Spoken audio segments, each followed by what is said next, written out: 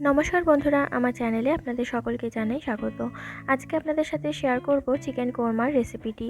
কোনো রকম ক্রিম আমি এখানে ব্যবহার করিনি, একদম ঘরোয়া উপকরণে বানিয়েছি। এভাবে বানালে চিকেন কোরমার স্বাদ কিন্তু অসাধারণ আসে। তাহলে চলুন শুরু করা যাক আজকের রেসিপিটি।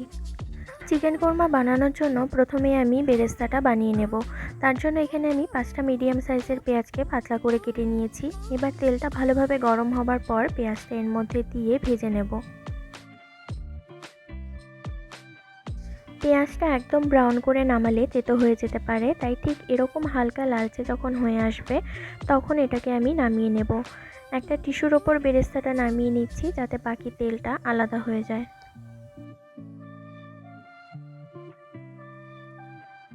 এবার এখানে আমি কোরমার স্পেশাল মশলাটা বানানোর জন্য একটা দারচিনি, দুটো এলাচ, একটা জয়িত্রী আর একটা জায়ফলকে ভেঙে সামান্য কিছু টুকরো নিয়ে নিচ্ছি।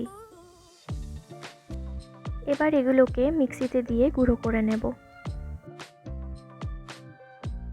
মশলাটা আমি রেডি করে নিয়েছি। এবার কোরমা বানানোর জন্য এখানে 700 গ্রাম চিকেনকে ভালোভাবে ধুয়ে পরিষ্কার করে রেখেছিলাম। এবার ওই বেরেস্তা ভাজার বাকি তেলটাতে 1 চামচ ঘি দিয়ে দেব।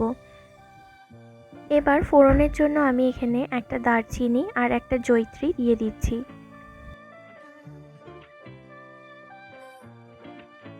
ফোড়নটা ভালোভাবে ভাজা হয়ে যাবার পর চিকেনের পিসগুলো এক এক করে এখানে দিয়ে লো আঁচে 5 থেকে 7 মিনিট ভালোভাবে ভেজে নেব।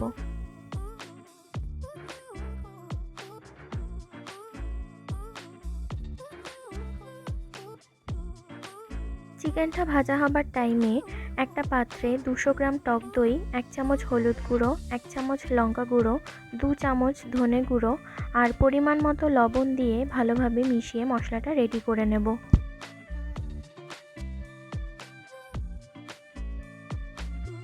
চিকেনটা ভেজে নেবার পর রেডি করে রাখা টক দইয়ের মশলাটা এর মধ্যে দিয়ে দিচ্ছি।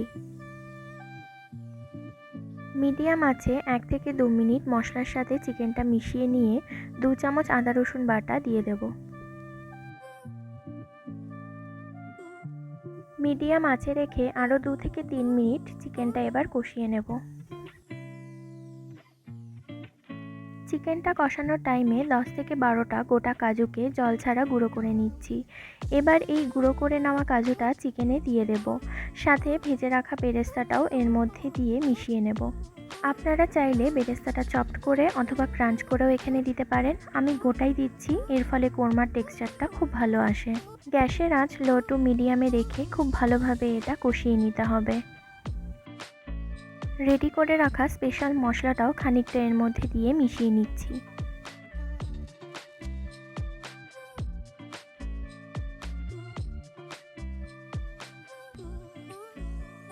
এবার এর মধ্যে 1 কাপ গরম জল দিয়ে 5 মিনিটের জন্য লো আঁচে ঢেকে রাখবো।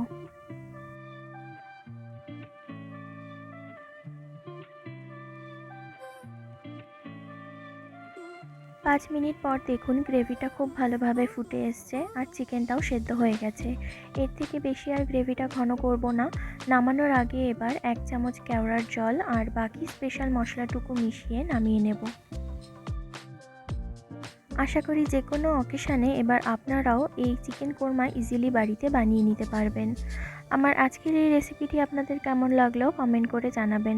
ভালো লাগলে লাইক ও শেয়ার করতে ভুলবেন না। আপনারা আর কী ধরনের রেসিপি দেখতে চান কমেন্টের মাধ্যমে আমাকে জানাতে পারেন। রেসিপিগুলো ভালো লাগলে আমার চ্যানেলটি সাবস্ক্রাইব করার অনুরোধ রইল। ধন্যবাদ।